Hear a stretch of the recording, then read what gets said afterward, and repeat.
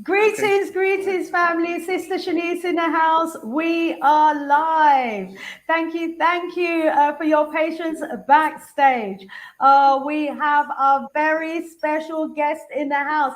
And what a timely topic. What a timely topic. That we're going to be discussing here today. So as you come through the door, please do drop a message in the chat. Let us know that you are in the house. And, we welcome you. We welcome you indeed.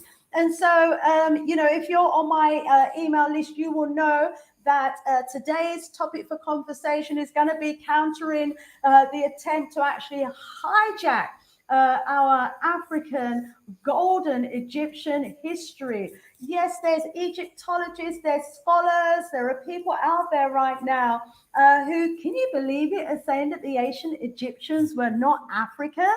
Wow. Yes, we know there came a point in time in the Kemet stroke Egyptian history when it did change, from black, and it started getting paler through to white. But, that happened over time. So who were the original people of Kemet? What was the race of the original people of Kemet?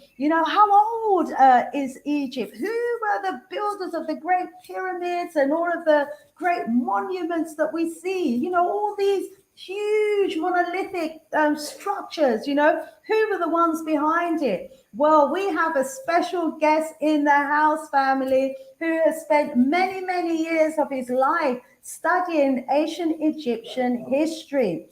And I've got the privilege and honor to be able to bring him front of house to meet you today. And when I bring him front of house, family, I will do the introductions. But for now, let me bring you our wonderful guest, who we've got back of house, Dr. Charles Finch. So let me just add him to the screen. So as you come through the door, as I said, please do let us know that you are in the house. Greetings, Dr. Charles. How are you? It's fine. I haven't been to Great Britain in rather a while, but I used to go there fairly often. So I'm glad we're at least having this connection from, 4,000 to 6,000 miles difference. Yeah. But Shanice, thank you for inviting me, Sister Shanice, and having me on the program. We thank you so much, Dr. Charles, for accepting the invitation. We are very aware, most of us, of the great works that you've been doing. And so we're really looking forward to our discussion, to your presentation, and then the Q&A at the end of today's show. I can see that the audience are coming in the house. I want to rise up each and every one of you.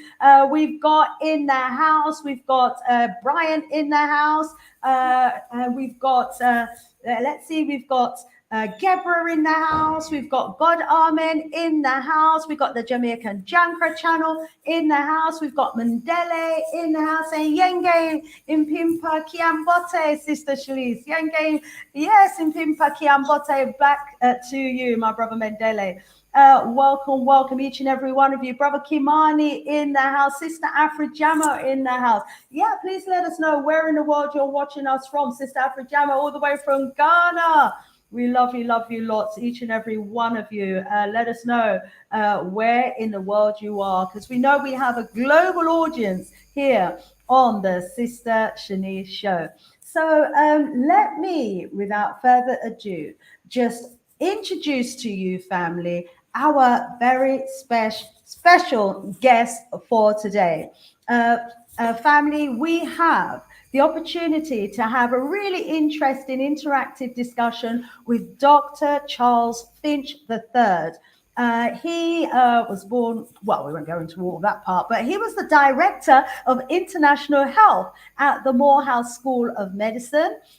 He is a 1971 graduate of Yale University and 76 graduate of Jefferson Medical College. And he completed a family medicine residency at the University of California at Irvine Medical Center in 79. Dr. Finch joined the Department of Family Medicine at Morehouse in 82, and then the Office of International Health, eventually becoming principal investigator of a traditional healthier survey among Server people of Senegal. And that was from 91 to 92.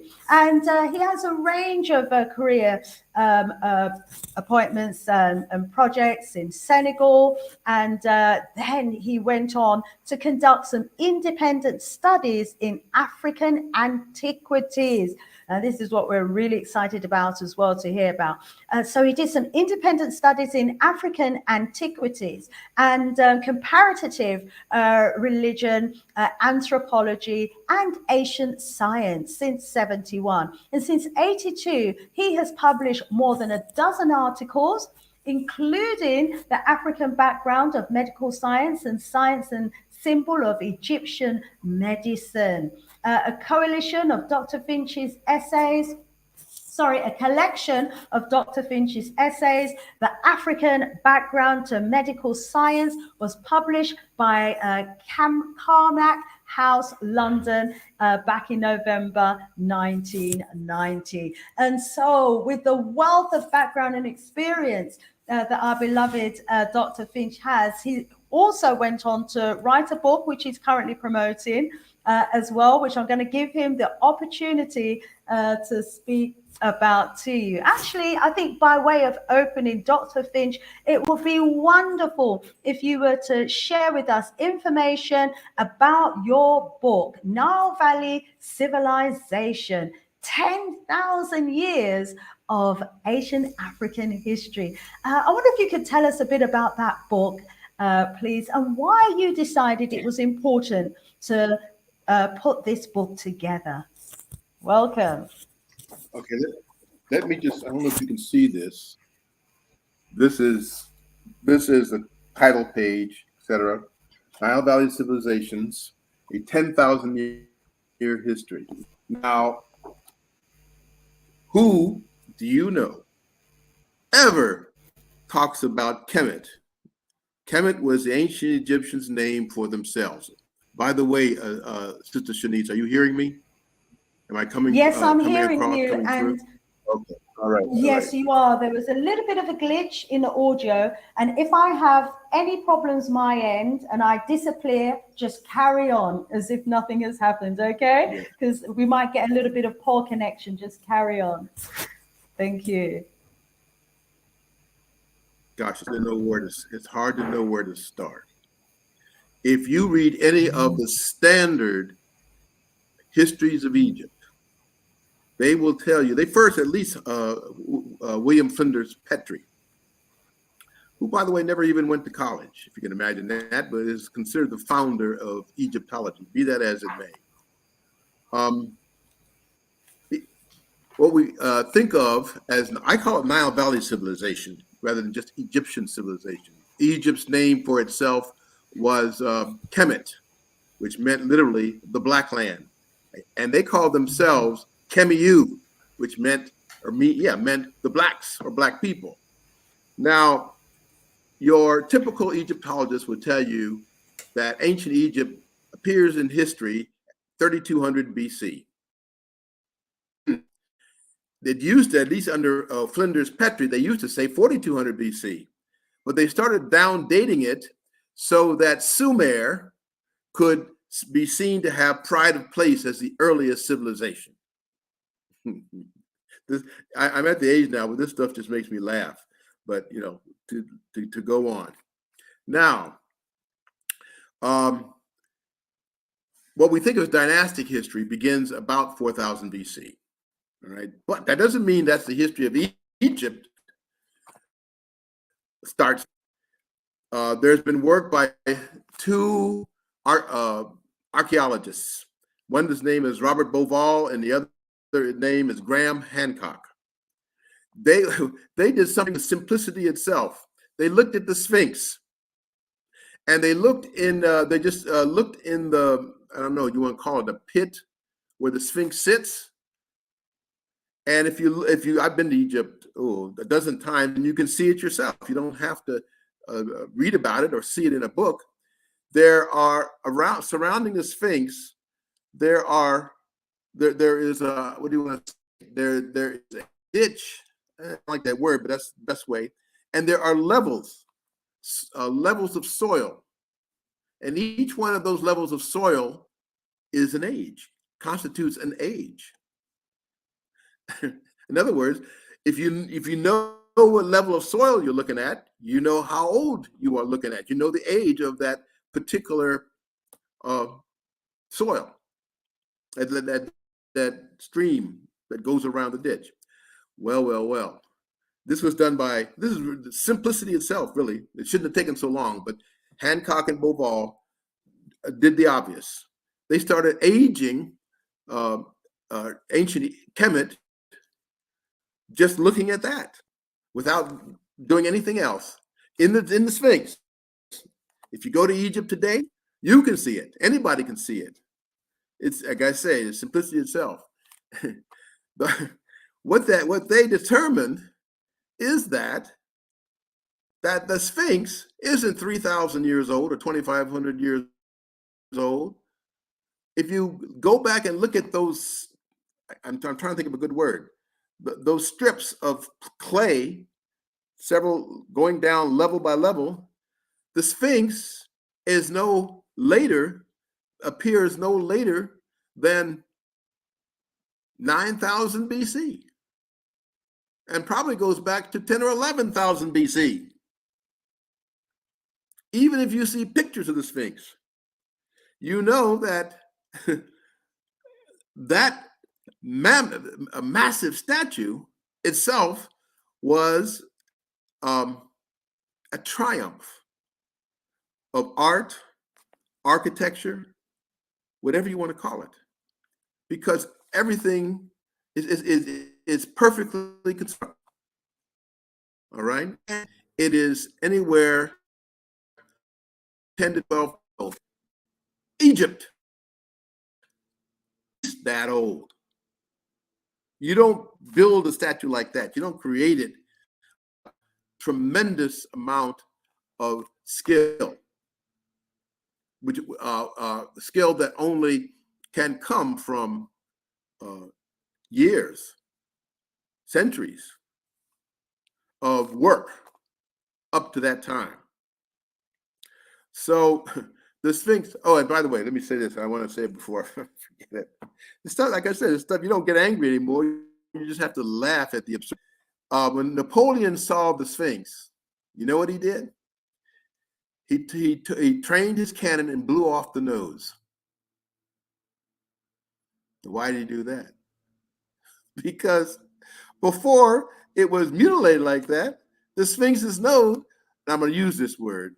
We don't use this word too much anymore here in this country, but it describes it. It was a Negroid nose. It was a black person's nose. And Napoleon couldn't tolerate that because it showed that his vaunted civilization of France is a child by comparison to the builders of the Sphinx. And the nose of the Sphinx is sitting in the Louvre in Paris right now. I think the Egyptians are trying to get it back, but that's what Napoleon did. He blew off the nose and took it back with him to France. Can you imagine? Now,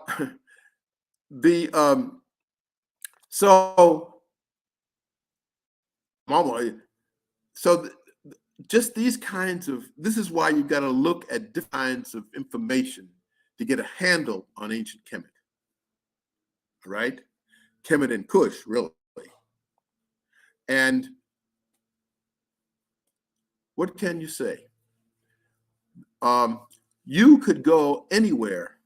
The last time I was there, I went, there's a friend of mine named Anthony Browder, who was co-excavator of Karakamun's temple tomb. Karakamun was a chief priest of Amun in the 25th dynasty.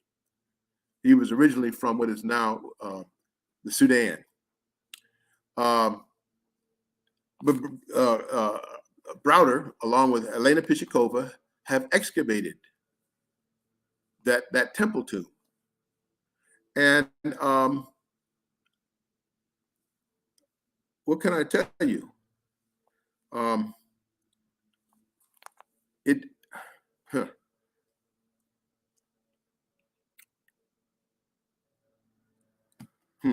I'm trying not to lose my train of thought here. But the point, the point is, one is that it is a temple tomb. One is Ethiopians, and that's the other thing about the so-called Ethiopian people.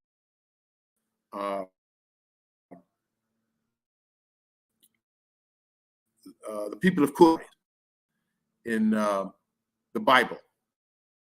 That's Ethiopia. Well, and Ethiopia wasn't just where Ethiopia is now, Abyssinia. It included the northern third of the entire Sudan, okay, as well as what we today think of as Ethiopia. And this is where the ancient Egyptians came from. The Egyptians said the first inhabitants of our country that created our civilization came from the south. They were the followers of Horus, and they came from the south. Now, there's there are people in Egypt today who wanted to deny that ever happened. They just want to basically recreate and what I want to say, interpret the history of ancient Kemet according to their own lights. And there's no room for Black people in that ancient civilization, if you can imagine that. And yet the Egyptians, what did they call their country? They didn't call it Egypt. That was a Greco-Roman word. Called it Kemet. And Kemet was shall we say, the foundation of the word Kem means black or blackness in the deepest, darkest sense of it. So Kemet was the black land. And the Egyptologist says, well, that doesn't apply to the people because the black land just means the black soil, except for one thing. The Egyptians back then called themselves Kemiu. You know what that means? The blacks. And it wasn't just them, Herodotus and then Diodorus. So let's talk about Herodotus. He traveled the length and breadth of Egypt. Let me think now, 5th century BC. This is late in Egyptian history. Egypt was no longer even a sovereign country. This is very late. But Herodotus saw them. And he says they were black-skinned and woolly-haired. You know, there was a debate about among Egyptologists about the race of the ancient Egyptians. And one side, and one of the persons involved in this debate mentioned what Herodotus said about the blackness of the ancient Egyptians. By the way, later on, Diodorus said the same thing. And the one who was just denying Herodotus says, well, I don't consider Herodotus an authority. And the man looked at him and says, Herodotus was there, you weren't. You weren't. So what you got, there's no getting around it. There's no getting around it. And Zahi Hawass is a fool. I'm sorry. He's a fool. And anybody who tries to deny the deep, dark blackness of the ancient Egyptians is an idiot. Now, you know what? I might get a plan to go to Egypt. They may do me like they did Kevin Hart. They may not let me back in the country. But I've been 12 times, 13 times. But I'm saying that's how sensitive they're getting about this matter. Getting real sensitive now in Egypt about the blackness of the people who were there first. the people who are now in Kemet now or in Egypt now are descended from the Arabs who invaded in the 7th century AD. They were not there during the dynastic period. And yet, Hawass is trying to basically say that the ancient Egyptians were Arabs. There were no Arabs in the time of the ancient Egyptians. Not in the way we understand the term now. So, you know, Shanice, those people, the pyramid builders, they look like you. Your ancestors were pyramid builders. Yes, indeed. And, you know, because it was just the priests, the male priests who ran things. The high priestesses and the queens were equally important and wielded a lot of power, a lot. And so their place in the history of Egypt was they were just solid. And they were Black people, and they look like Black people today. They, you know, most of us have a, you have the slides? Ask her. Okay, I've been doing a lot of talking. Wait a minute, come here for a second. Aren't these the slides? Come here. Yeah, I have the slides. I can put them up here. Let me add the slides to the screen. I was just kind of talking, but maybe we should go to the slides now. Yeah, go ahead. So you've got control of the slides now that it's up on the screen. So you can move from one slide to the next at your pace. All right, let's do this. Let's look at the slides instead of just talking. Okay, this is the title. I'm sorry. Oh, okay. All right. Click the slideshow. Okay. This is, you know, my wife knows all this stuff much better than I do, so she's got to tell me what to do. Okay, but you see that title slide, Faces of the Ancient Nile Valley, a gallery of 4,000 years. Uh-huh. From beginning. Okay, now what? Okay. Okay, are you seeing that, Shanice? Yes, Hello? we are. We are seeing it indeed. We can see faces of the ancient Nile Valley. I don't think it's not gone into slideshow mode. So you might want to. Well, mine hasn't gone into slideshow mode. Well, I'm doing it manually. Okay. Yeah. Does that help? Okay. Yep. It's fine. It's fine. We can work with this. Absolutely fine. Okay. A gallery of 4,000 years, and as I was talking about, it's actually more than twice as long as that. But as I said, let's move on to the slide. There's too much. We could spend 6 months on this subject and not exhaust it. This timeless Sphinx. Now the thing, you see where the nose has been blown off. No, we're not seeing that slide Steve? yet. No, you'll need to go to the next slide. Wait a minute, let me go back. Let me get you into slideshow mode. You're not seeing this.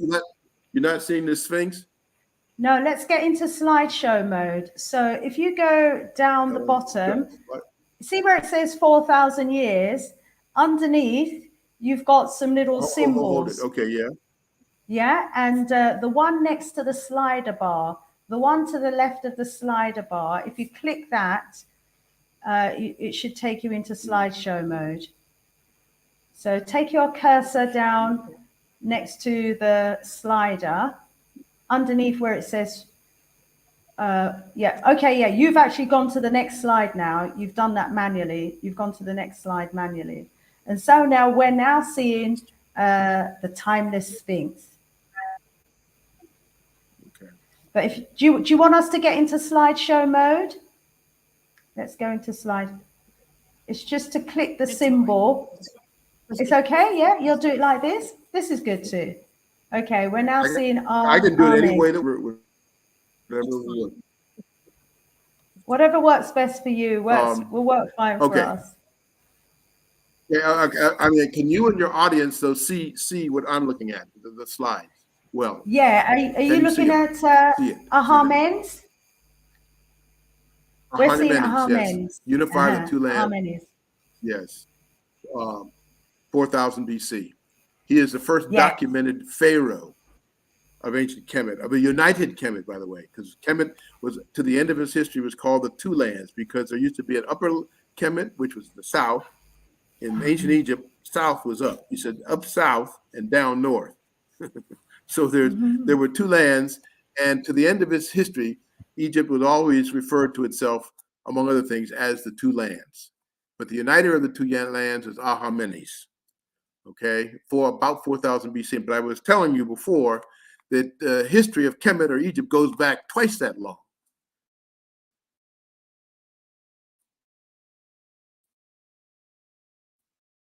And the Sphinx is about. Let me go now. Now, do you have to do this, or can I do it? Yeah, you can do it. You've just gone to the next slide. Yeah, or you've gone back to the previous one now. Okay. Then they unify the two lands. Okay, now that's Djoser, pharaoh of the third dynasty, 3700 BC. Now the reason the famous, well, he's more than famous. He was really deified. Imhotep lived and worked during his reign.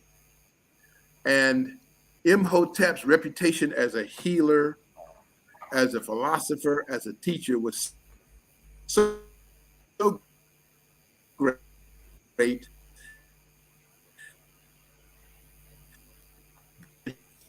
Ooh. We've got slight audio challenge here. Our doctor. Let's keep going. Yeah, here you go. You're back with us. Yeah. Can you see Khufu?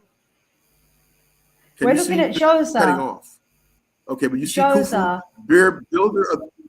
Yeah, we're seeing Khufu now. Oh, Djoser. Okay, all right. But we're now. Okay. He was the pharaoh of the slight third delay. Oh, that's what it is. It's a delay. Okay. Well, can you seeing Djoser now? Yeah, we're seeing Djoser again. Okay, Pharaoh of the third dynasty. Yeah. The reason why he's important, as I say, because under him, that is when Imhotep lived, worked, and thrived. I've already mentioned him. Imhotep, his name meant "he who comes in peace." And within 2,000 years later, within 2,000 years, he was actually deified and became a god of medicine. Just became a god, period. But he started out as as prime minister under the Pharaoh Djoser. Wait until they can see it. Okay, can you see it now? We can see Khufu now. Yeah. Oh, yeah. He was the builder of the Great Pyramid. There were three, and the Great Pyramid is the first of the three pyramids of Giza. All right. You can actually go in the pyramid if you're in Egypt. You can actually walk up to the king's chamber. But this was not the end of pyramid building. They built 90 other pyramids after this, much smaller, of course. But the ones that are world famous are the pyramids on the plateau of Giza, right outside Cairo. And Khufu was the one who built the Great Pyramid, maybe the most famous structure in the world.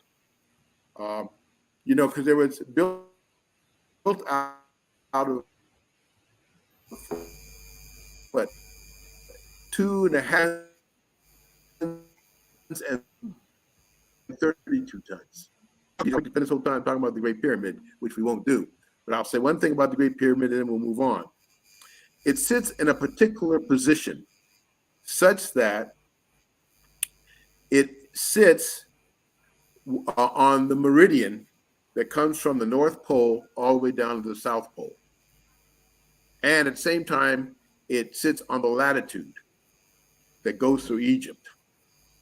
It was a geodetic marker, a map, if you want, we can say. Okay, can you see this? This is Mentuhotep II. Mm-hmm. And he was the pharaoh of the Middle Kingdom. Now, Egypt is sort of a little bit arbitrarily referred, what I say, divided up into three kingdoms: Old Kingdom, Middle Kingdom, and New Kingdom.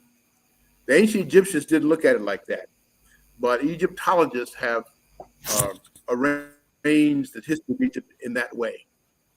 So this is Middle Kingdom and Pharaoh of Mentuhotep. Hotep means peace. And look at it. Look at his face. Should he look at his face?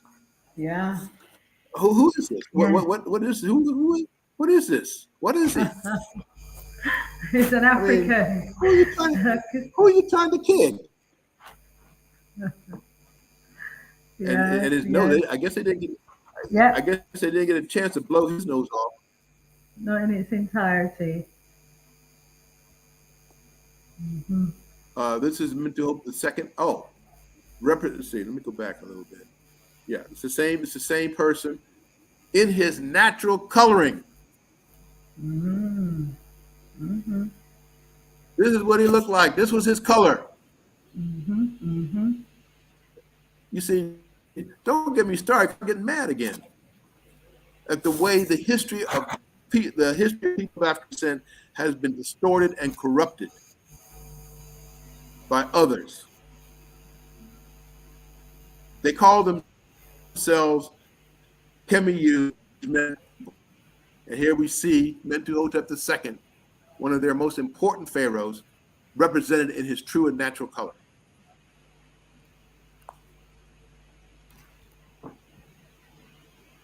Amenemhet. He was a Middle Kingdom pharaoh. I hope you can see this a little bit better. Yes. But his features are characteristic. But really, see what they did?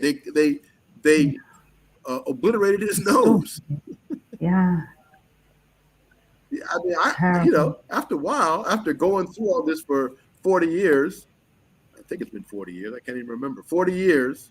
I stopped being mad, and I just have to laugh at him because it doesn't change anything. I don't. I've been to Egypt. I don't know, 12 times. Been to the Cairo Museum. It holds more Egyptian artifacts than any other museum in the world. You could spend a day in there, and yet most of the artifacts in the Cairo Museum are still sitting in the basement. Have never been brought upstairs for the public to see. Excuse me. My throat's getting a little dry. Mm-hmm. Yes, and I think we all know why it's all still sitting in the basement and why they're not bringing it up for us to see. Mm. Yep. Yeah. Oh, Amos Nefertari. By the Egyptians themselves, he was one of the 2 or 3 most beloved persons in history. She was the founding ancestress of the 18th dynasty, and they revered her to the point of worship. And look at her. Look at her coloring. Amos Nefertari. Amos is a name that means born of the moon. Nefer is a name means beautiful. And she was the founding ancestress of the 18th dynasty. She was so dynamic, so powerful. Ellen, can you? They're working on our lawn, so I'm getting some interference from outside. So maybe I have to. That's okay. We're still hearing you. Yeah, we're still hearing you. Do continue. Yeah. But just focus on her.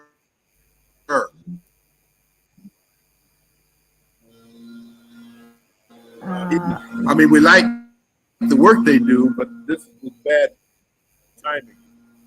Yeah, it's a bit of interference with the audio as well. I think it might be interfering with the audio.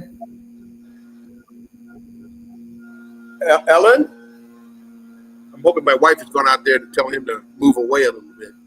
Yeah. Yeah, let's hope so. We want our grass cut, but Not just now. okay, this is let's see. Let me see where we are now. Okay, that was almost Nefertari. This is Amenhotep the first, the piece of Amun.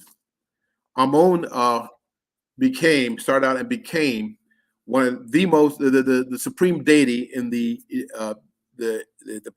pantheon of Kemet, and stayed that way for more than 2,000 years.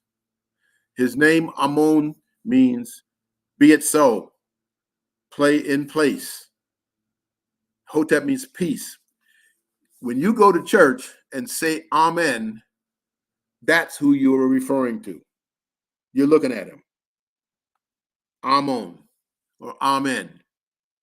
That's where it comes from. There's so many ways. There's so many ways in which Kemet, Egypt, has left its permanent imprint, not only on the history of Africa or the history of Egypt, on the history of the world. Amun is at peace, and Amun is a name, as I say, is a word that means. It also means Westerner, by the way. It refers to the West. Why? Because that is where the ancient Egyptians buried their dead. Was in the West, because the West was the land of resurrection. Okay? The East was new birth, but resurrection happened in the West.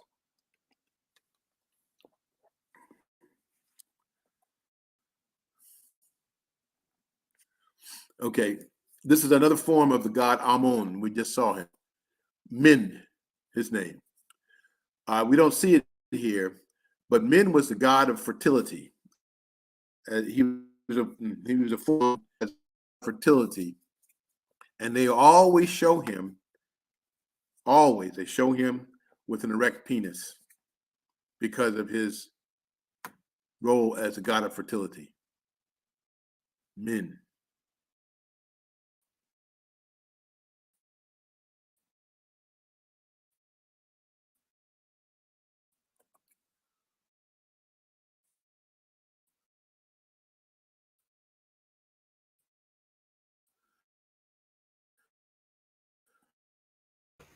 I'm not hearing you. I hope I've not lost you there.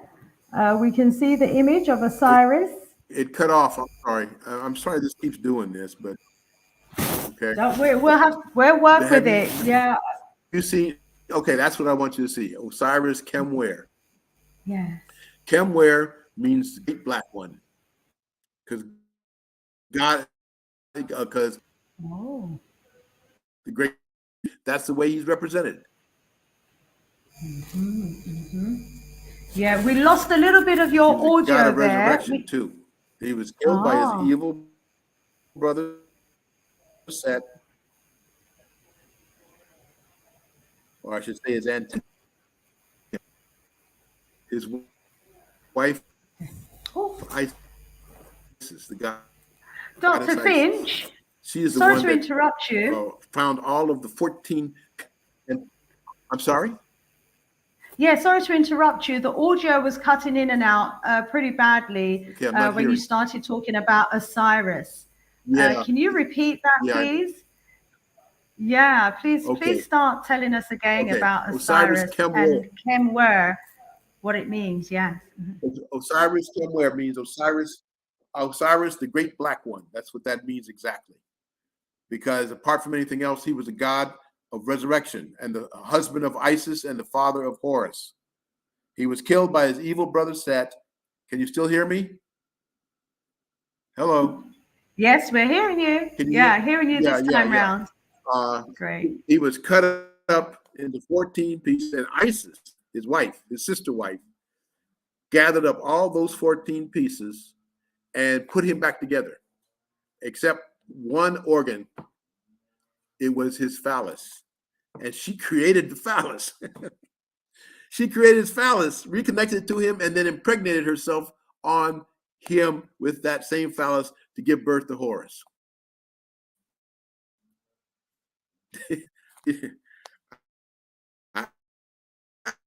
That says it all.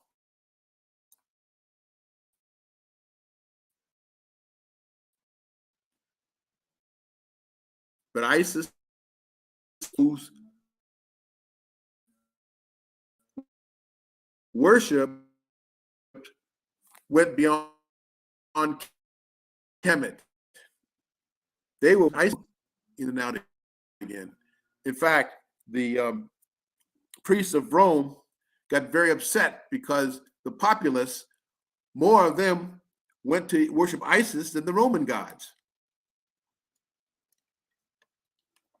So that was creating a kind of a upset among the powers that be. Let's keep going. Okay, this is Amenhotep III,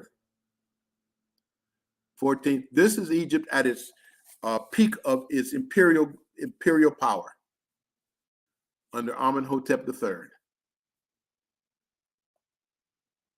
And this is his wife, Queen Tia. Now, why they're important for another reason. They are the parents of Akhenaten, Amenhotep IV.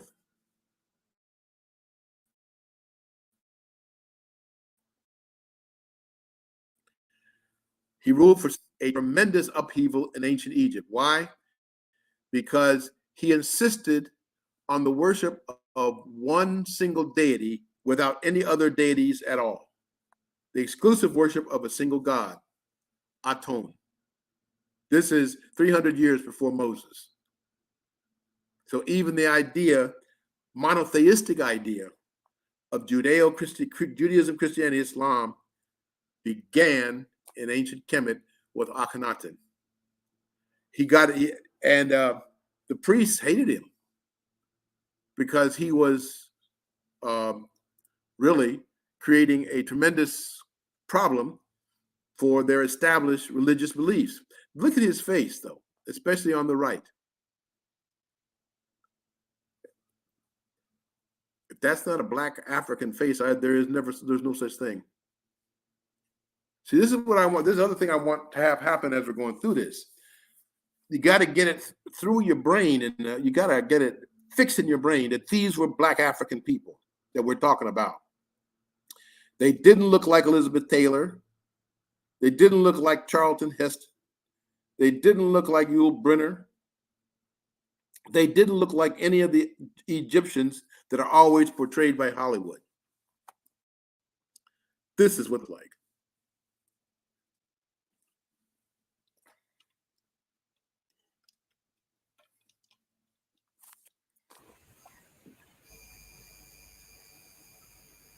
And this is a cute computer recreation of what Nefertiti, the wife of Akhenaten, his wife, Nefertiti, is a computer recreation of what she would have looked like.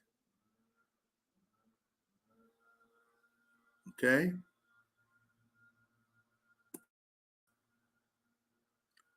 Ankhesenamun. Ankhesenamun was again one of the I'm trying to remember her context. She wasn't, oh boy, sorry, I'm losing track of. But mostly what I want to show you, she was one of a part of the royal family. Look at her head shape. Mm-hmm. Mm-hmm. She was natural and normal head shape. Mm-hmm. It's called dolichocephaly. And then look at the head shape of a Watutsi princess. Mm-hmm. Mm-hmm. You can see, you can see how, the connection, how Africoid these people were in every way. Mm-hmm. If you're talking about just physical features alone. Mm-hmm. This is Nefertiti and her daughter. Same thing. Look at her daughter. That's Akhenaten's daughter. And look at the hair. Look at the hair of Nefertiti. Now, whose hair is that? Mm-hmm. And so Akhenaten had 6 daughters, and they all apparently inherited his head shape. Mm-hmm. And this is a famous Tutankhamun. The thing about Tutankhamun, he is probably the most famous Egyptian personality known to modern people because his tomb, when it was open, was the one tomb that had never been um, robbed by tomb robbers. That's what happened to the ancient Egyptians. Oops. Tutankhamun uh, managed to escape that. That's reason discovered and excavated his tomb. Everything that had been put in there when he was alive was still there. That's why it has become such an important landmark, shall we say, in ancient in modern Egyptology, 20th century Egyptology. But as a person, historical person, he was insignificant in Egypt itself. First of all, I think he died at age 21 or 22. So he was not a very important or consequential pharaoh, and during the time of his life. He was, but he becomes important to us because the discovery of his tomb and the opening of his tomb and everything that was in it was a landmark in Egyptology. But, you know, there was a curse. You've heard of that curse.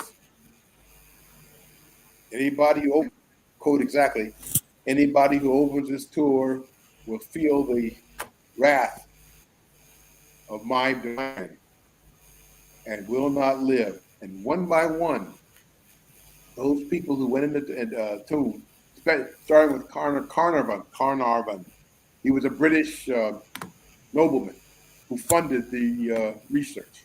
He was, I think, he was the first one to die. And they started dying one by one after that. The curse of Tutankhamun. People thought they were laughed at it at first, but they stopped being a laughing matter after people kept dying one by one.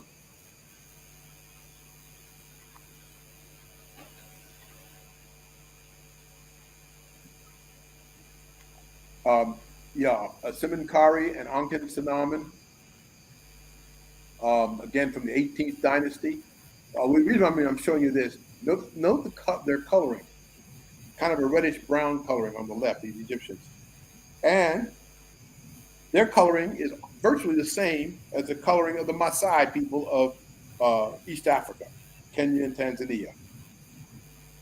That's the comparison I'm trying to show you there. You see that?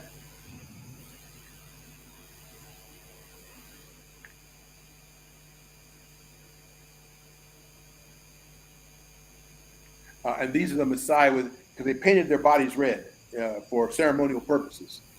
So did the ancient Egyptians. They painted their bodies red for ceremonial purposes, just like the Maasai do.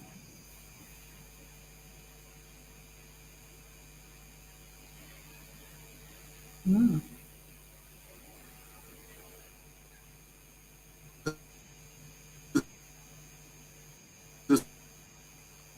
So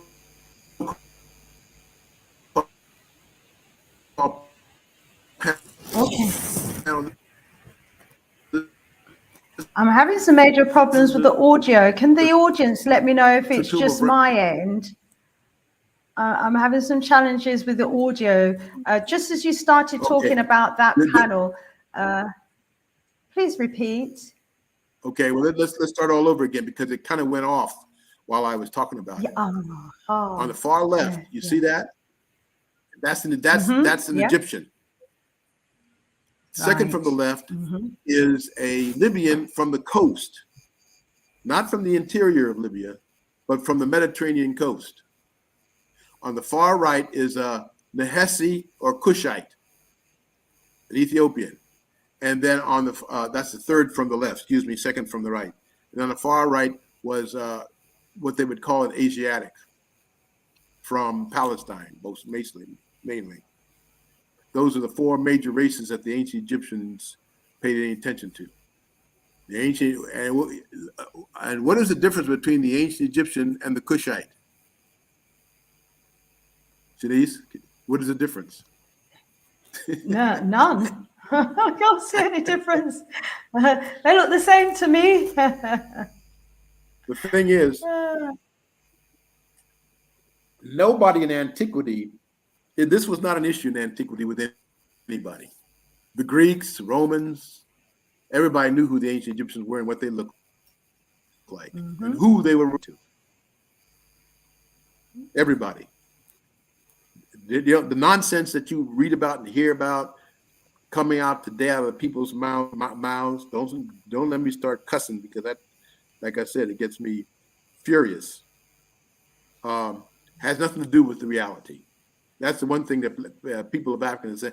They need to know what and who ancient Egyptians, what ancient Egypt was and who ancient Egyptians were. As I say, history goes back 10,000 years.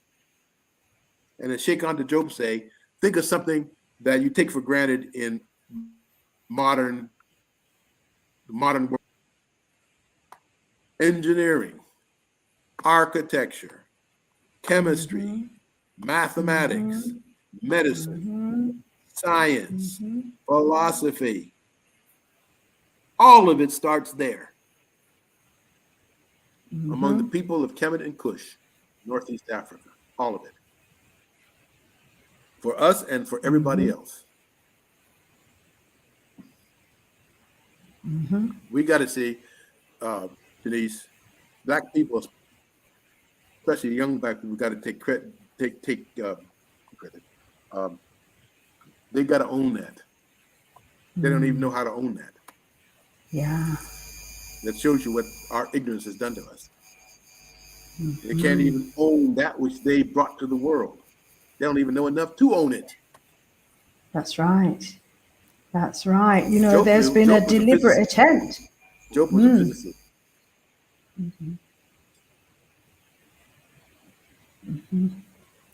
Sheikh Anta Diop was a physicist. He was also a historian. He was also a linguist. He was the modern personification of what people would call a Renaissance man. The thing is, he was also politically kind of militant. That got him in trouble with Senghor. Senghor threw him into jail 4 times. I knew Diop. You know, I knew him personally. And he told me that he also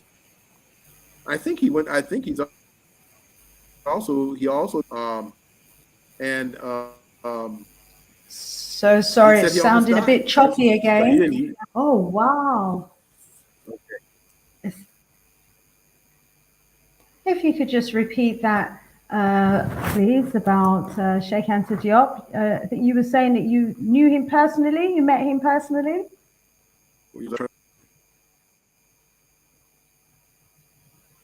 Yeah, bear with us, family. Some audio challenges, but we're going to work through it. Let's go back to the doctor and see if we can hear him coming through. Yeah. Now, what is the last thing you? You were starting to tell us about I'm not Sheikh picking Anta you up very Diop. well now either.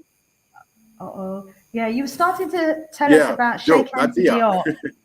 Yeah, and that he was thrown in prison 3-4 times. No. Wow. Diop, not Diop. Oh. That's not his name. D-I is pronounced like a J. Diop. Yeah. Oh. And what was it? Oh, he was okay. All the things, all the arenas that he mastered. First of all, he was a trained physicist. He was he was a linguist. He was an historian, and he was basically an Egyptologist. That's just for starters. And he was, to say he was a brilliance doesn't even cover it. But he was persecuted in his own country by Senghor because he was also, what do you want to call it? He was, I don't know, anti-colonialist.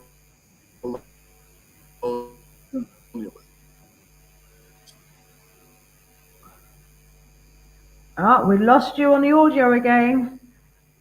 Oh dear. You were describing. Shanice? Yeah, we lost you again for a short while. We lost you for 30 seconds or so. You were just describing, the sort of character and the personality of Diop. Yeah. Okay. I wonder if you could tell that. So yeah, some slight challenges here, Oh, family, as you can hear, okay. but nevertheless, we're trying to push through. We're trying to work with All it. right. Let's slide. Can you see that slide? The slide we're looking at now is the panel of the races. Now it's gone over to Nehisi. Panel of the races. Did we go through the panel of the races? I Yes. thought we did. Yes, Okay. you did. I Yeah, did. we're over to I did. Nehisi now. Nehesi. Nehesi was the ancient Egyptian Nehesi. name for the Nubians. And you can find, if you go to Egypt today, see the name. All you have to do as part of your tour is go down to the Aswan High, because that's where they live, in Aswan. They are there near in Aswan, mostly Arabs. But they have kept to themselves. They don't bother anybody. They maintain their culture and they're Islamic. They're Muslim, but the aspects of their culture that is Nubian, they hold on to it, and they don't bother anybody. But they're still in the southern part of Egypt. Okay, let me see.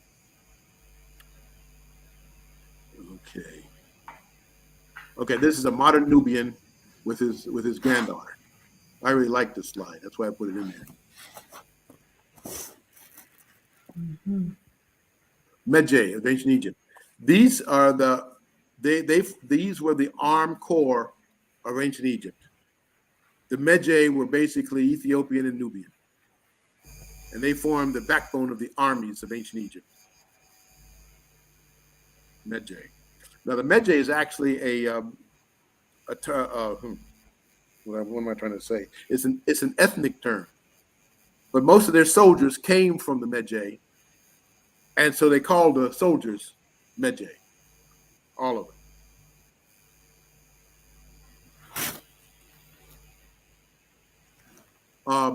Now this is the map of Ethiopia with the Afar triangle. I'm not sure why I put this in here, but I think we got one more slide. Let's keep going. Oh, the reason, let's see. Yeah. The reason why I wanted to show this. Do you see that, Shanice? Yes, we're seeing it. Again, the audio, we lost you for a little while, so are you? Please do tell us about this slide. If you could take it from the top again, that would be great. I'm not hearing you. Okay, yeah, I'm hearing you. We're hearing you. Can you hear me? Yes, it was a little choppy, but we're hearing you. Yes, we're hearing you. Okay, audience, let me know. Are you hearing Dr. Finch? Are you hearing me?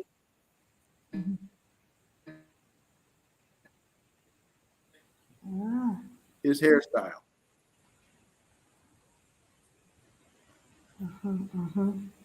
Okay, it could be my internet. Yeah, Dr. Finch, it could be my internet. I'm not sure. Let me just go to the audience and find out if they're hearing you and if they're hearing me okay. I mean, I didn't hear anything about that last slide, but let me check with the audience what's going on. Audience, I do have my challenges with the internet. Tell me what's going on. What are you hearing? Okay, you're hearing Doc. He's breaking up a bit. Okay, looks as though we've lost Doc altogether there. He'll probably be coming right back to us as quickly as he can. But family, as you saw from that presentation, wow. How could any of these Egyptologists even begin to try and convince us and the rest of the world that the ancient Egyptians were not Africans? I mean, really? And we know the extent that these people are prepared to go to. They went as far as, and this is what I was taught when I went to school, college, and university during my time, that Egypt wasn't even in Africa. They're so determined to claim and to plagiarize our history and claim our golden pharaonic years and centuries of history as their own, that they thought, well, for as long as it's perceived to be on the continent of Africa, the Africans are going to have claim to this history. So you know what we'll do? We'll take Egypt out of Africa and place it, in the Middle East. And so they created this Middle East, despite the fact that, Egypt is still part and parcel of the continent. And despite the cultural continuity that can be shown and can be proven from West Africa, well, in fact, from South Africa through to West Africa, up to the center of Africa, right up to North Africa, you can see the cultural continuity. There's pyramids all over Africa. There's artifacts, and tools that have been found in burial tombs all over Africa that can show you the fact that point to the fact that these are the same people of African origin who built the pyramids. Hopefully, Dr. Finch will be coming back on quite soon. And let me just first of all go over to the chat and find out what you thought of that presentation. Good. I can see Dr. Finch trying to connect again behind. So I'll be able to bring him back on screen now that he's reconnected with us. Dr. Finch, we lost you for a little while there, but you are now... Yeah, you're back with us now, so we're delighted to have you back. I was just saying, oh my gosh, fantastic presentation, and it was obvious from all of those slides, it's irrefutable evidence, some may say, that, the ancient Egyptians or the ancient Cometians were indeed people of, very dark pigmented skin, who we call Africans today, who we call Nubians or Kushites back then. How on earth is it then that you have the descendants of the invaders, the Arabs that they call themselves, trying to claim, this history as their own, trying to convince the rest of the world, that these were their ancestors and not our ancestors? It's like crazy. And I mean, I was saying that they went to the extent of trying to take Egypt out of Africa and place it in this so-called Middle East. I mean, this is the lengths that they're prepared to go to try and plagiarize our history and claim it as our own. And as you were saying in the earlier part of your presentation, the sad reality is that most of our people and most of our young people don't even realize that this is their history, because it's been taught to them in such a way that it suggests that it's a history that belongs to another race and another group of people.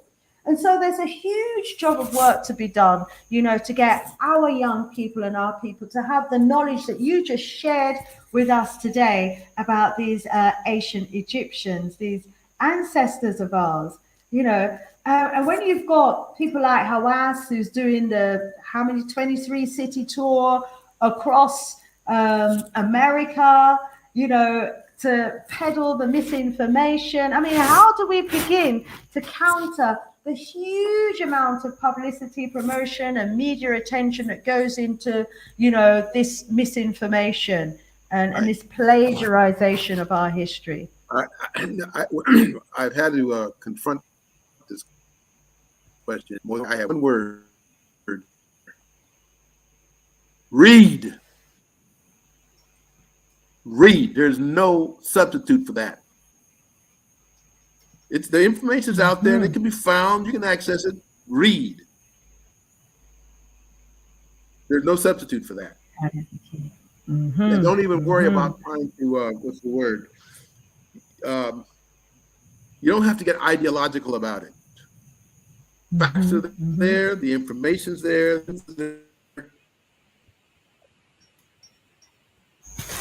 And no, what's that old saying? Know the truth, and the truth will set you free. But you see, you go back to the ancient truth. And now I used to think, oh boy, we can go back 4,000 years. And that's before Boval and Hancock took us back to 10,000 years. Can you imagine? Now, here's what the Egyptians say about themselves, though. You know what the Egyptians said? I mean, the ancient Egyptians, they trace their history back 2,000 years. Can you imagine? I don't have any handle on that. I don't know what, I can't say. But the point is, you don't just accept what you've been handed, what you've been told. Read and study yourself. Absolutely. And this study groups, study sessions, and you don't have to get angry or militant about it. You know, if you know the truth, you just make sure that the truth is imparted to your people, and especially, to your children, grandchildren, your siblings, and say, look, this is, and it's essential that this be recovered, reacquired. This isn't just something to do. This is nothing fanciful for you to do. This is essential to if you're talking about, for 150 years, 60 years, 70 years, we've been talking about the liberation of Black people, people of color here, and both wherever you find them, Africa, America, Europe, wherever they might be. You've got to have this foundation. It's yours. You're not claiming something that isn't yours. It's yours. And it's been taken from you. Just like who took Africa from us? Who took us? My ancestors were slaves. Maternal ancestors, my great grandmothers, were slaves. And if you're from anywhere in the Western Hemisphere, your ancestors were slaves. Now the problem is, and we'll not end on this, but it's something we need to say. There's a way in which Black people brought hell on themselves. You know what I mean by that? Who do you think sold the slaves to the white slave master in Africa? Black kings and chiefs. They went slave raiding as far as 300 miles inland. Have you ever been to Ghana, Shanice? No, I haven't. No. Oh, I no, would. I haven't physically been there. The Ghanaians are the only African country that I know about who are actually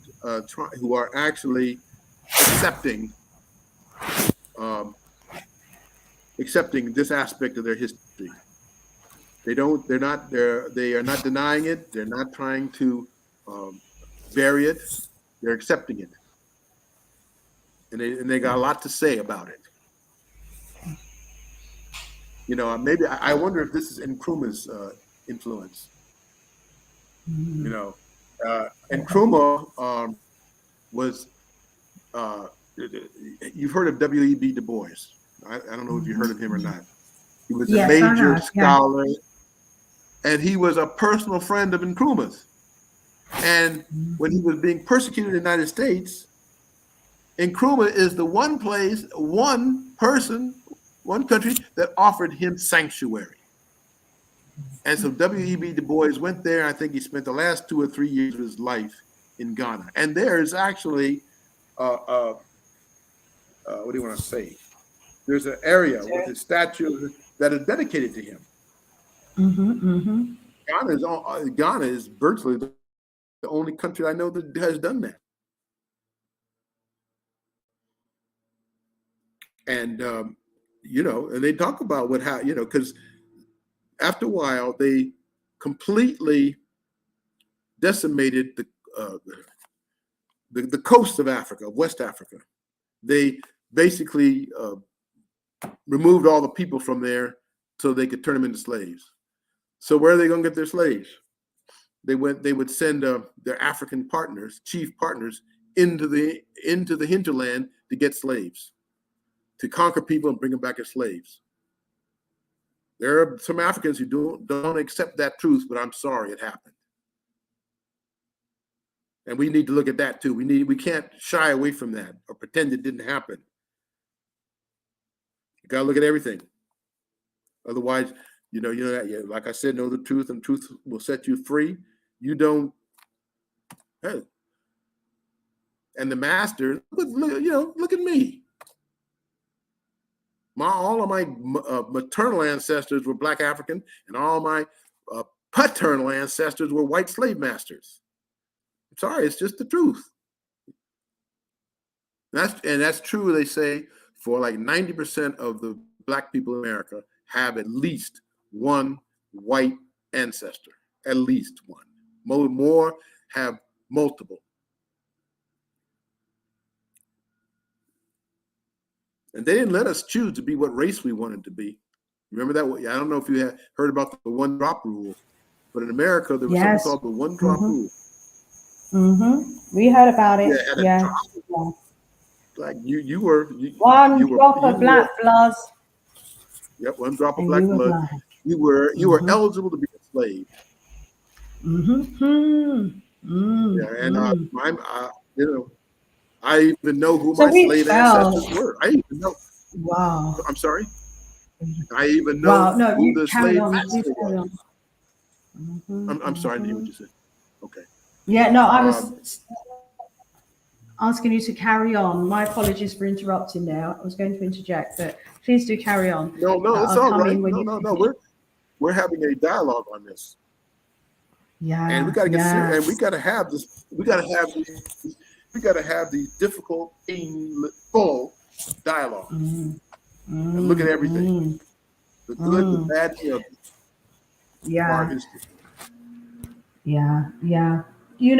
Dr. Finch, you started off by talking about our glorious past when we were at the height, of our greatness. You showed us, for example, some of our great rulers, and at the time, we'd already invented mathematics and mining and architecture, and we were creating and building these huge megalithic monuments and building pyramids, which you were saying was in alignment, with the meridian line and the longitudinal lines. We're lining them up with the cosmos, and and at the eclipse, somehow we got it so perfect that it lit up, the tombs, and inside the inner parts of some of these tombs would light up absolutely phenomenal heights that we fell from. And we do need to look at how that happened, and why that happened, and the role that we ourselves had to play in our own downfall, because, we're making the same mistakes again today. We see the wars that are happening, on the borders of some of the countries and the continent. And, we see the death and destruction that's happening and that we are perpetrating against each other and ourselves. And we are ultimately weakening ourselves. And then it makes us easy prey for outsiders that might want to come in and finish us off, take over, control, and potentially enslave us all over again. So we do have some really ugly side to our history, yes indeed, that somehow we're going to have to look at, we're going to have to try and deal with. But as it's been suggested in the chat, the trauma of that history is still with many of us today. Yes. Rich the African elder is saying, I'm on a pre-order for this book. Let me use that as an opportunity, Dr. Charles, to ask you to tell us, please, about your book. Oh, yes. I'm sorry. Yeah, I should have said something about it, I guess. It's called, that's okay. It's called Nile Valley Civilizations, a 10,000-year history. Nile Valley. history or 3 week.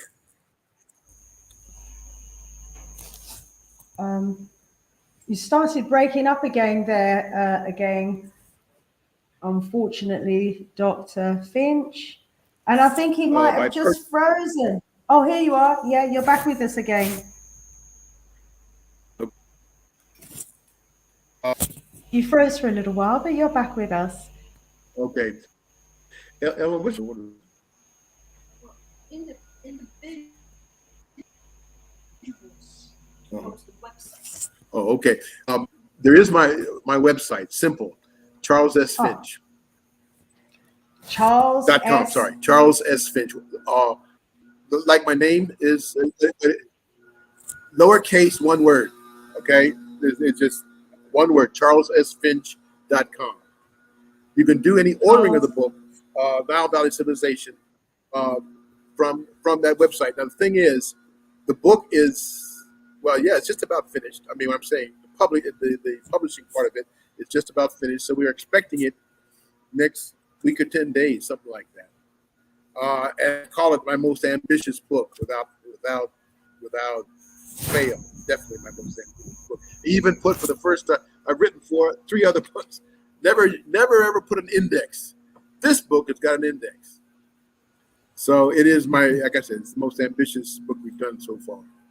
So fantastic! By the way, I don't know if he's watching. I should say hello. I don't know if he's watching, but he might be in Trinidad. No. Saba Sakana. I don't know if you know that name. Amon Saba Sakana. But he's from Trinidad. But he spent a good bit of his life there in England. In fact, he was the first one to ever invite me to England to speak, and that was some years ago. So I don't know I don't know whether he might still be in Trinidad. In that case, maybe he's not seeing this. Anyway, Ray Bowen is another one, another friend of mine. He is there in England. I know that. So those are the 2 people, from England. I've been to England several times, and brilliant. But I did want to give a shout out to them. Yeah, absolutely. So yeah, big shout out to those who invited you over to England to speak before. We're delighted now that we can use the new technology and hear you speak live and direct from your home. And we're hearing you over England and other parts of the world because we've got an international audience here today. But yeah, back in the days, if we wanted to hear you talk, you'd have to fly over, we'd have to find a venue, etc. But today we've got the advantage of the technology, which is great when it works well. A bit of a pain in the butt when we get the technical hitches. But we're getting lots of inquiries about your book. I've posted the link to your website in the chat. You could also, Charles S. Finch. All of the ordering information should be on that website. Okay. Oh, now, brilliant! Otherwise, what you have my, you have ways to, you can either call me, Shanice, have ways of getting in touch with me. But the website charlessfinch.com should give anybody interested in the book access on how to get the book. Now you got to wait. I had to deal with some people getting impatient. I've already paid for the book. Where is it? I had to tell them the book wasn't supposed to be out, isn't? But so we're almost there. This is what like 26. We got 5 days. It'll be available. May 1. Okay. Nile Valley Civilization is a 10,000-year history. So. Right. And it's been launched on the 1st of May. I thought I was going to. Yeah. I thought I was finished writing, but I was told by the one who makes these decisions, my wife, said, no, you got to write in book form, the work that you've done on the African background of medical science. I have written, that was my first article years ago, but now it's going to turn into a full-length book. the African background of medical science. It might even be a science, African science and medicine book. I haven't decided that yet. Oh, wow, wow. Because we talk about what people are ignorant about. How many science and medicine coming out of Africa? People do you know even have any thought about that at all? Almost none. Until you bring it to them and show them. Now, white folks know. White folks know. They sure do. Because, as Sheikh Anta Diop said,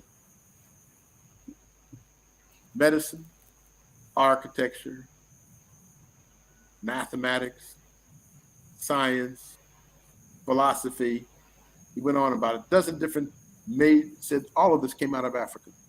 And he demonstrated it too. He didn't just say it. It's not enough, not enough to just claim these things. Say, yeah, this happened, this happened. You got to be able to prove it, demonstrate it, prove it. I would love someone though. I would love let's see, who's Hawass to come and try to challenge me on any of this. Oh, I would love to get into a face-to-face with him. Anybody like it?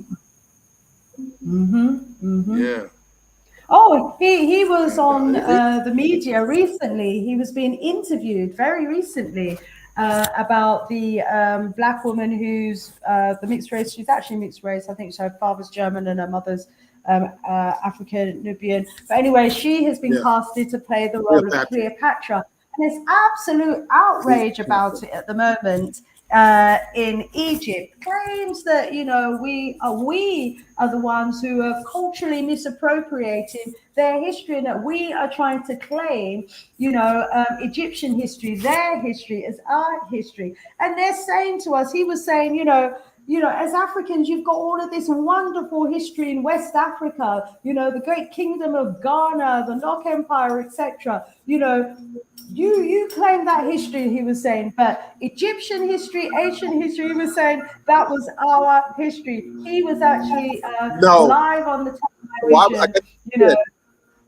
I would love to go. I would love to go chin to chin with him on that. It's all our history, and we're not giving it up.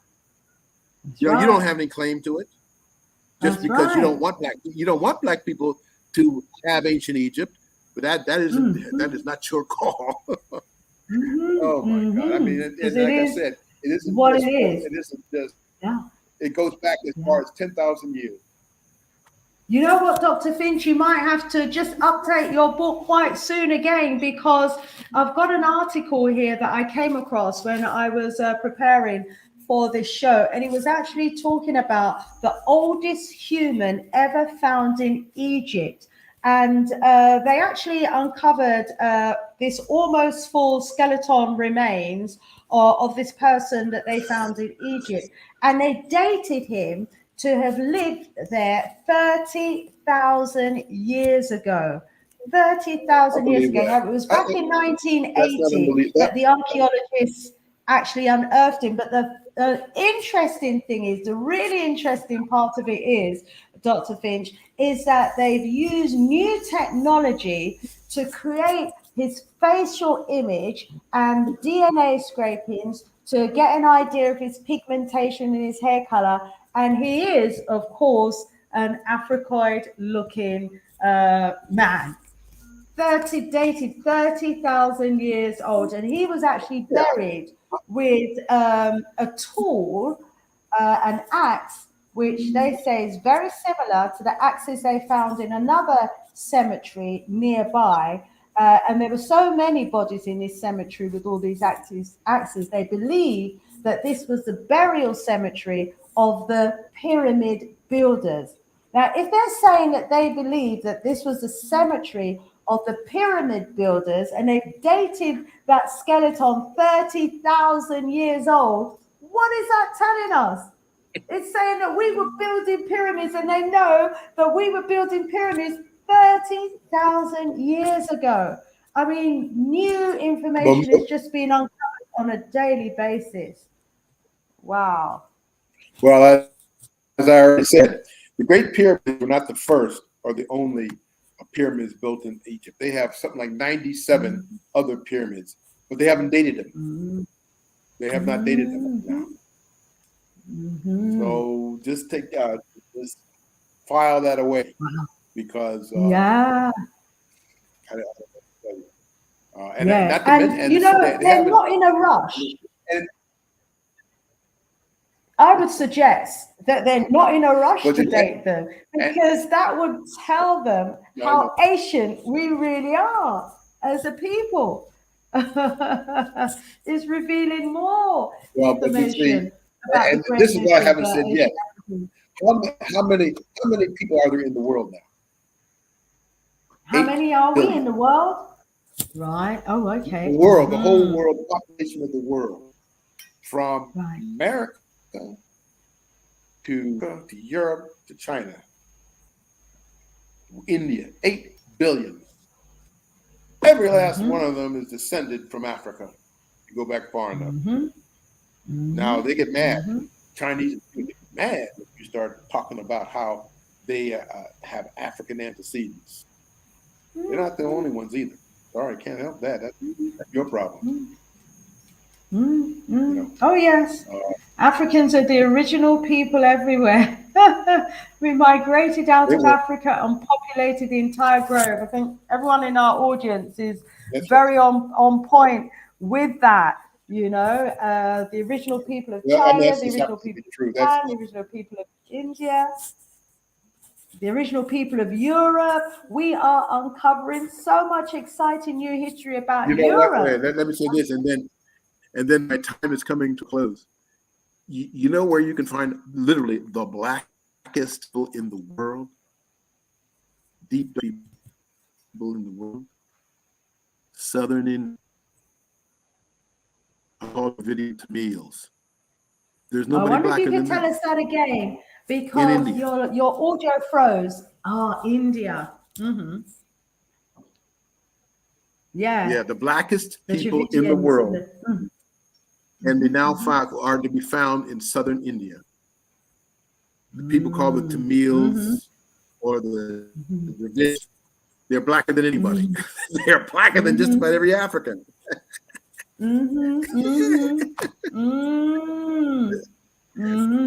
This is it. Oh no! You Yeah. see, you So see, we people were are everywhere. gonna get real upset. People are gonna get more. They're gonna get real upset as the truth Yeah. will Yeah. out. Yeah. Yeah. But the truth is the truth. We were everywhere, and we are the ancient and original people of the world. So our history, yes, does go back, hundreds of thousands, possibly millions of years. If Leakey's find is anything to go by, we go back millions of years, and we don't even begin. We haven't even scratched the surface of our history. Your book covers 10,000 years, of our glorious history. Can't wait to get hold of a copy of that book when it comes out on the 1st of May. But the reality is, yeah, we go back so much older. Okay. Well, let me see. I'm getting soon. I will be called to dinner. I got some things I need to do, but we've had quite a dialogue. So brilliant. Before you me. go, let me go.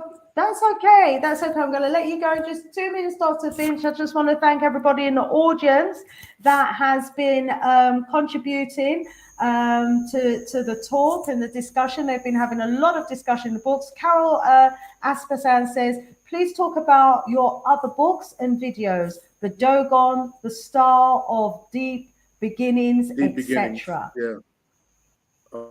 Just a second. Ellen, can you bring my other books? Just give me a minute. I just want to show the books. Oh boy. Okay, well, the books are coming.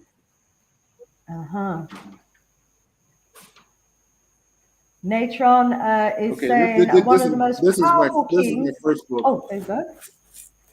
Oh. Can you see what that says? Yeah. Echoes of the Old Dark Echoes Land. of the Old Dark Land. Yeah. Themes of Africanisation. That's the earliest.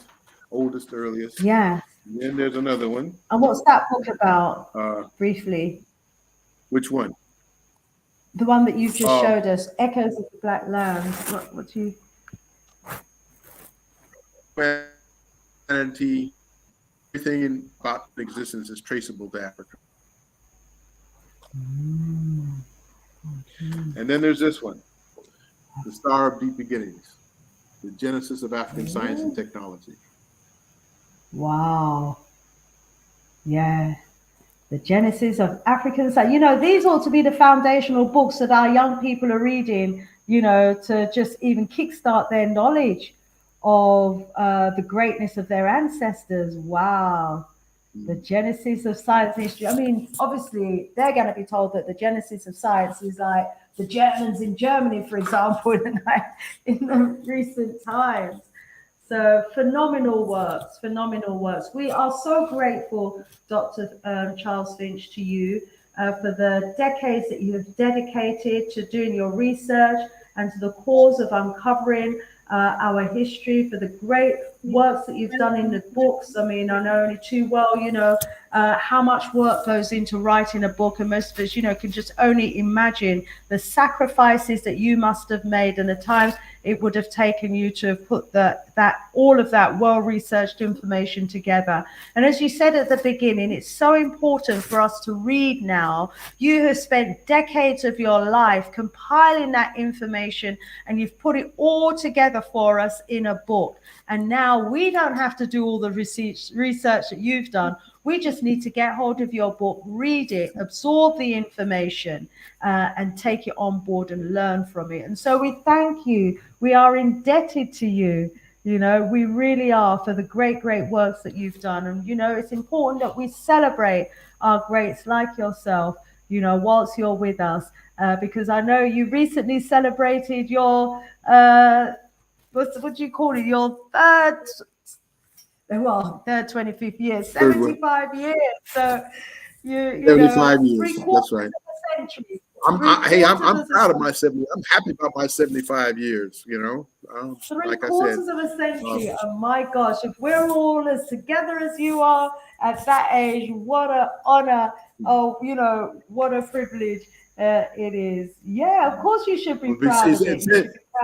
Since you made me talk about 75 years, I gotta mention. Well, of course, my wife Ellen, who's been with me for we just recently celebrated our 50th anniversary.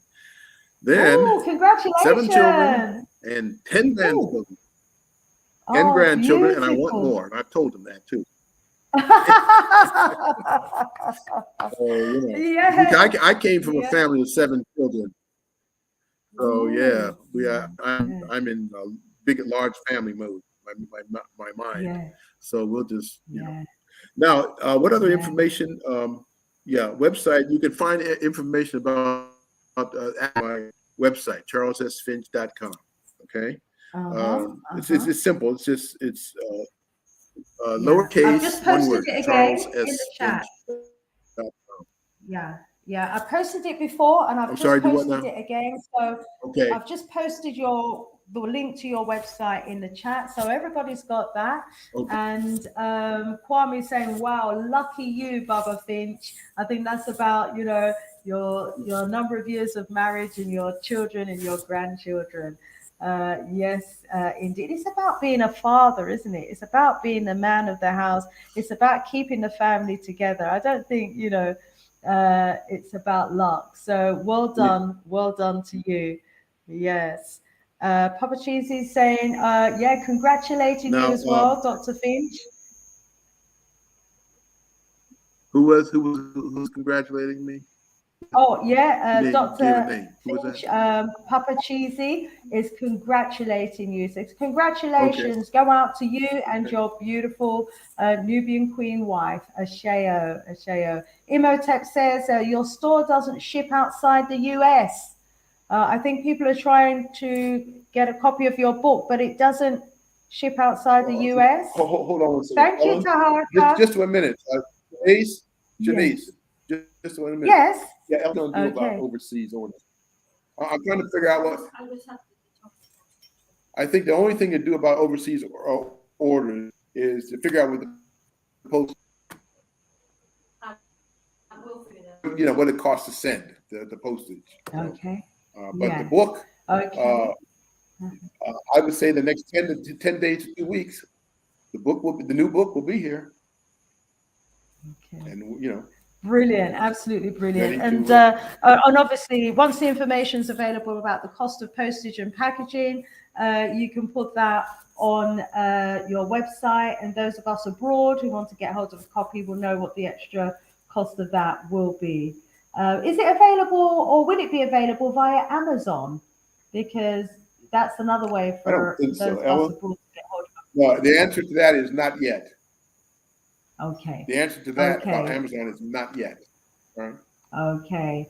All When it right. comes to that Thank kind you, of business, Quadoa. when it comes to this business, I always have to turn my head and see it and listen to what my wife is telling me. So, okay. Okay. Oh, thank you so much. Dr. Charles Finch, I certainly hope that we'll be able to have further conversations with you. I'd love to put together a seminar or, some lectures, even lectures where we contribute towards you financially for the work. Because I know you've got so much more to share. You just didn't know where to start at the beginning, because you've just got this wealth of information, and every one of your books, I'm sure, is a series of lectures. Every chapter, if you were to go into it in depth, would be, important information that we need to have as a people. And as I said, it's so important for us to know our history. So to those of you who contributed, Taharaka, thank you so much for your donation. And let me put that up on the screen. Also, Quadwo, thank you so much as well for your donation towards the works. Thank you so much. And Brother Kwame Aboji is saying that, Baba Charles, you are an inspirer. So we want to thank you for inspiring us here today. I certainly hope that you won't be a stranger. Now, okay. Enough love to you for the great work. Thank you so much. Bye for now. You're welcome. Thank you. Bye for now. Oh, well, family, what a presentation we had from Dr. Finch there, and it's absolutely clear, is it not, from that presentation now, what the ancient people of Egypt actually looked like. And although, they've got all of that evidence from the indigenous artifacts, although, it's clear, and those of us who have eyes to see can clearly see what the race of the indigenous people of Kemet Landstroke, Egypt, actually looks like. Here we have, in today's society, another race of people trying to tell us our history. Well, that's why I want to rise up people like, the great doctor, because it's so important that we as a people talk about our own history. It's so important that we are the ones that tell our history. Every race of people should be talking about their history and have the right to tell their story about their history. And it's our duty and it's our responsibility to be safeguarding our history, to be, protective over our history, to be demanding back our artifacts. I mean, when I was looking into and preparing for this show today, the same Hawass from Egypt, the Egyptologist who had responsibility for all of our Asian artifacts, he did a tour a little while back in America and raised over $110 million from showcasing our artifacts, So we've got all of these people around the world that are claiming our history, that have got all of our artifacts in their museums, making vast sums of money from showcasing our artifacts. And we, who are the owners of it, don't have access to it and are not the ones who are benefiting financially from it either. So, we've got a work to do. And as Dr. Finch was saying, it's so important that we let our children know about our history as well, that we let our children know about the treasures that have been stolen for us, the abundance of artifacts. Take them to the museums, let them see the pieces of artifacts, let them know that it was made out of stone. So how was it made out of stone? What tools could they have been using? What about, the detail of the features, the designers? Imagine the technical skills and know-how that all of these builders and individuals who had a responsibility for creating these artifacts and these gems and these treasures. Imagine the skills that they must have had, the precious stones and the metals that they were able to work with, the mining and the smelting of the different irons and the different minerals together to create, the soft liquid and the molds. Just imagine, the greatness of us as a people. And so we've really got to get to the place where we are the ones who are telling our own history. We can't expect others, to be truthful about the archaeological findings and what they're uncovering. In fact, when I was looking into the 30,000-year-old skeleton that they had found, those skeleton remains, what I found is that nearby there was another cemetery at the Jebel Sahaba, and it had the remains of 61 individuals in that cemetery that they had unearthed. Yeah, and it was on the border of Sudan. Yeah, it's the southern part of Sudan. Do you know what they've done with that cemetery? That prehistoric cemetery where they found the 61 skeletons. Now, obviously, they know, the racial makeup of their skeletons, and they're saying that, these are some of the people who were probably involved in as the builders of the pyramids. They've been trying to work out who built the pyramids for decades, and they find a cemetery, full of builders, people who've been buried with their tools. Well, guess what they've done with that cemetery? Yeah, it is now at the bottom of a man-made lake. Yes, the Lake Nubia Reservoir on the Nile Valley. They have covered it over. So it's Lake Nasser, also called Lake Nubia Reservoir on the Nile Valley in Upper Egypt and Northern Sudan. And it was created, basically they created this dam, the Aswan Dam. But what they probably didn't let the governments know at the time, and anyone else who might have understood, the significance and the sacredness of that site, is that there was a prehistoric ancient cemetery right there before they flooded it over. Wow, wow, wow. And where is this story familiar about them putting lakes on top of, African cities and African villages? Wow, wow, wow. Our brother Kwame is saying absolute disgrace. Absolutely agree with you. Andrew saying, Sister Shanice, what was the name of the people that found the 30,000-year-old skeleton? Okay, let me see if I can bring that up for you. I'll actually bring up one of the articles of it because I was just so fascinated by it. So thank you so much for inquiring about that. I'm going to go to screen share and bring up the article, and you can see the facial reconstruction for yourself. Let's go to screen share. So if you hang with me, I've got another 5-10 minutes or so before I'd normally hang off. So I'm going to use the opportunity just to share with you a bit more about this really interesting article. Here it is, family, coming up on your screen now. Okay, let's see. It's frozen a little bit, but hopefully you'll be able to see that. Add to stream. Here it is. Here it is, family. This is the article that I was referring to when I was telling you about the 30,000-year-old facial reconstruction that they've done. So let me go to the article over here.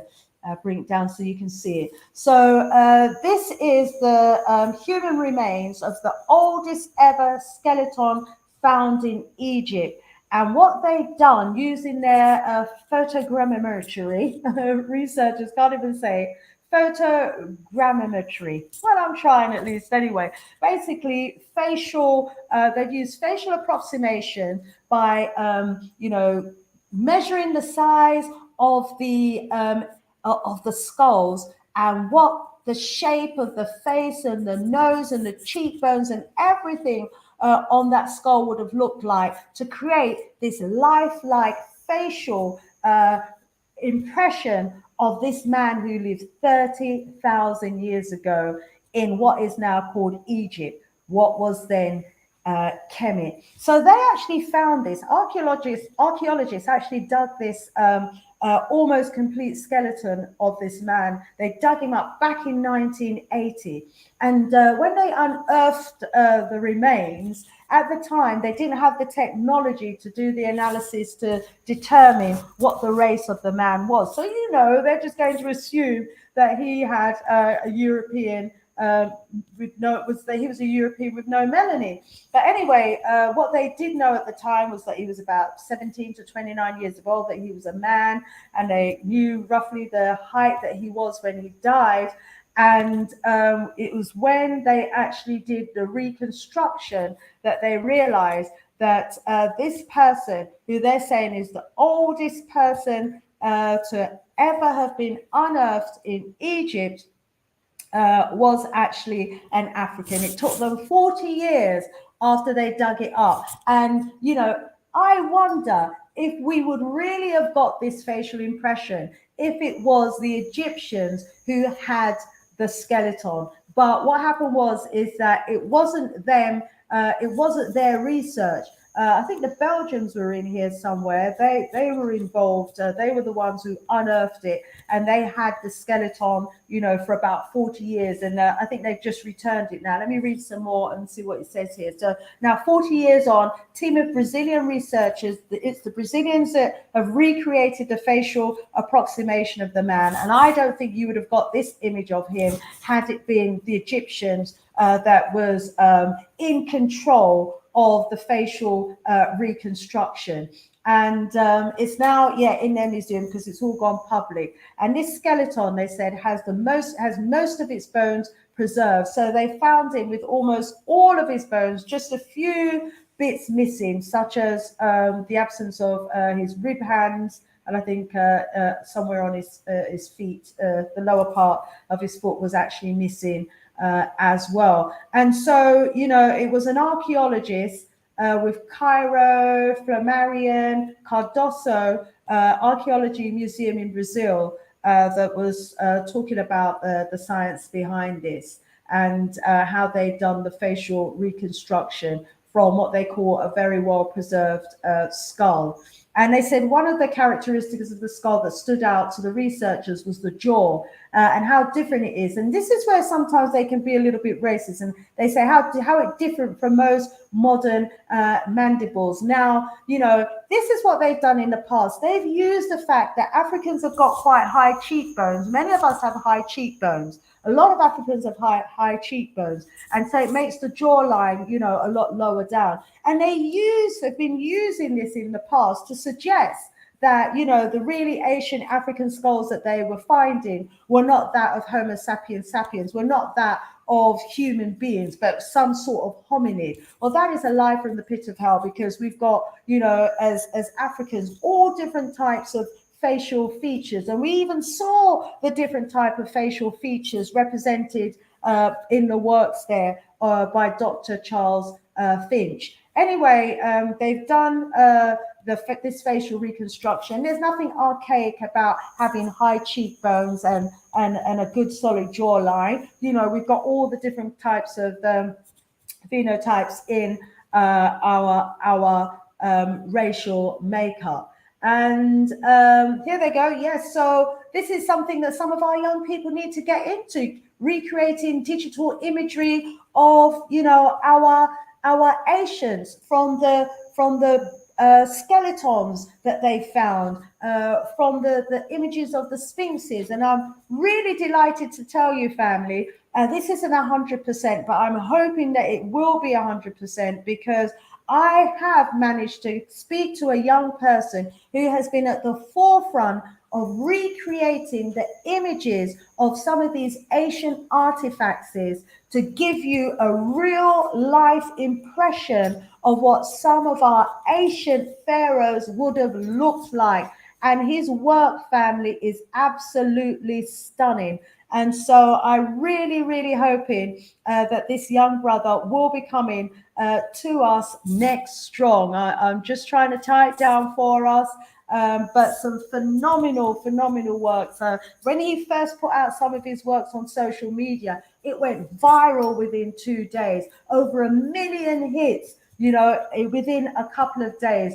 Such was the interest in his works that just as they're doing to this channel, they came down on him, and they are curtailing now and controlling his hits. And this is what they do when they don't want you to know how far and wide your works is actually reaching. So fingers crossed that we'll be able to get this this brother on the show next strong, because when you see his work, yes, first time, you've got the lyrics, highly enhanced pictures, computer graphics. Yes, there we go. You can use the technology these days to bring skeletons to life, and you can get from the DNA, their skin pigmentation and everything.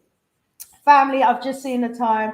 I'm going to have to let you all go. I could go on for another hour easily. I was reading up on the works of our brother Sheikh Anta Diop, and, the magnificent presentation that he did in 1974 at the Egyptian UNESCO event, where he just slaughtered all the European scholars and Egyptologists who were there trying to claim that the Egyptians were Europeans. He literally, just put that argument to bed. And we've got to do the research, because our brother Sheikh Anta Diop has already done the works for us. And, if we are familiar with the evidence that he presented at that symposium, we can use that evidence today as arguments which actually prove overwhelmingly, without a shadow of a doubt, that the original people of Kemet, the original people of the so-called country that they called Egypt in North Africa, is no other race other than that of the African, those we call the Africans today. So, to everyone in the chat, more love, more strength. Thank you so much for the conversations that you've been having between yourselves, and that you've been sharing with myself as well. Thank you so much for the words of encouragement as well that have come my way. Enough respect back to each and every one of you. To those who have contributed to the work, thank you so much. Much appreciate love. And to everybody that's out there sharing these videos, sharing the information about the shows that I do on these platforms, thank you so much. To those of you who are supporting me on Patreon, thank you so much. To my subscribers, thank you so much. It means a lot. It's a big fight. You know how it goes. Everything we do is a fight and a struggle every step of the way. 3 of my videos have been taken down by YouTube because they don't like the content of it. But, nevertheless, I will still keep doing them, and we will be telling our truths and our narratives. So, yeah, please do support the works. To each and every one of you, I wish you a wonderful, strong, more strength, more power, more vodun to you, and all being well, I'll see you black here next Wednesday at 8 p.m. UK time, 7 p.m. GMT time. Thank you, family. Thank you so much for watching. Please do share. Sista Shanice, out of here for now. Bye for now.